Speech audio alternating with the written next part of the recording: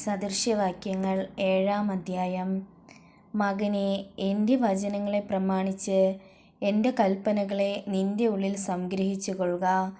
നീ ജീവിച്ചിരിക്കേണ്ടതിന് എൻ്റെ കൽപ്പനകളെയും ഉപദേശത്തെയും നിൻ്റെ കണ്ണിൻ്റെ കൃഷ്ണമണിയെപ്പോലെ കാത്തുകൊള്ളുക. നിൻ്റെ വിരലിന്മേൽ അവയെ കെട്ടുക, ഹൃദയത്തിൻ്റെ പലകയിൽ എഴുതുക. ജ്ഞാനത്തോട് നീ എൻ്റെ സഹോദരി എന്ന് പറക, വിവേകത്തിന് സഖി എന്ന് പേർ വിളിക്ക.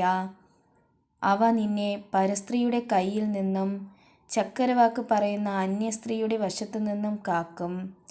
ഞാൻ എൻ്റെ വീട്ടിൽ കിളിവാതിൽക്കൽ അഴിക്കിടയിൽ കൂടി നോക്കിക്കൊണ്ടിരിക്കുമ്പോൾ ഭോഷന്മാരുടെ ഇടയിൽ ഒരുത്തനെ കണ്ടു. യൗവനക്കാരുടെ കൂട്ടത്തിൽ ബുദ്ധിഹീനനായൊരു യുവാവിനെ കണ്ടറിഞ്ഞു.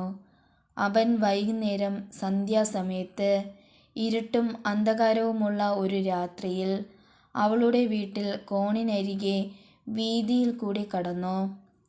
അവളുടെ വീട്ടിലേക്കുള്ള വഴിയെ നടന്നു ചെല്ലുന്നു. പെട്ടെന്ന് ഇതാ, വേശ്യാവസ്ത്രം ധരിച്ചും ഹൃദയത്തിൽ ഉപായം പൂണ്ടും ഉള്ളൊരു സ്ത്രീ അവനെ എതിരേറ്റ് വരുന്നു. അവൾ മോഹപരവശയും തന്നിഷ്ടക്കാരത്തിയും ആകുന്നു. അവളുടെ കാൽ വീട്ടിൽ അടങ്ങിയിരിക്കുകയില്ല. ഇപ്പോൾ അവളെ വീതിയിലും പിന്നെ വിശാല സ്ഥലത്തും കാണാം. ഓരോ കോണിലും അവൾ പതിയിരിക്കുന്നു. അവൾ അവനെ പിടിച്ചു ചുംബിച്ചു ലജ്ജ കൂടാതെ അവനോട് പറയുന്നത്, എനിക്ക് സമാധാനയാഗങ്ങൾ ഉണ്ടായിരുന്നു. ഇന്നു ഞാൻ എൻ്റെ നേർച്ചകളെ കഴിച്ചിരിക്കുന്നു. അതുകൊണ്ട് ഞാൻ നിന്നെ കാണുവാൻ ആഗ്രഹിച്ചു. നിന്നെ എതിരേൽപ്പാൻ പുറപ്പെട്ടു, നിന്നെ കണ്ടെത്തിയിരിക്കുന്നു. ഞാൻ എൻ്റെ കട്ടിലിന്മേൽ പരവതാനികളും മിസ്രൈമ്യ നൂൽ കൊണ്ടുള്ള വരയൻ പടങ്ങളും വിരിച്ചിരിക്കുന്നു. മൂറും അകിലും ലവംഗവും കൊണ്ട് ഞാൻ എൻ്റെ മെത്ത സുഗന്ധമാക്കിയിരിക്കുന്നു. വരിക, വെളുക്കും വരെ നമുക്ക് പ്രേമത്തിൽ രമിക്കാം, കാമവിലാസങ്ങളാൽ നമുക്ക് സുഖിക്കാം. പുരുഷൻ വീട്ടിലില്ല, ദൂരയാത്ര പോയിരിക്കുന്നു. പണമടിശീല കൂടെ കൊണ്ടുപോയിട്ടുണ്ട്. പൗർണമാസികെ വീട്ടിൽ വന്നെത്തുകയുള്ളൂ. ഇങ്ങനെ ഏറിയൊരു ഇമ്പവാക്കുകളാൽ അവൾ എന്നെ വശീകരിച്ചു. അധരമാധുര്യം കൊണ്ട് അവനെ നിർബന്ധിക്കുന്നു.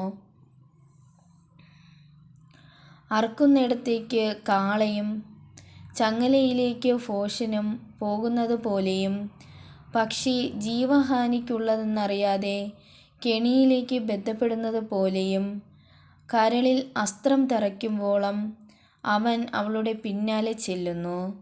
ആകയാൽ മക്കളേ, എൻ്റെ വാക്ക് കേൾപ്പിൻ, എൻ്റെ വായിലെ വചനങ്ങളെ ശ്രദ്ധിപ്പിൻ. നിൻ്റെ മനസ്സ് അവളുടെ വഴിയിലേക്ക് ചായരുത്, അവളുടെ പാതകളിലേക്ക് നീ തെറ്റിച്ച് ചെല്ലുകയുമരുത്. അവൾ വീഴ്ച ഹതന്മാർ അനേകർ, അവൾ കൊന്നുകളഞ്ഞവർ ആകെ വലിയൊരു കൂട്ടമാകുന്നു.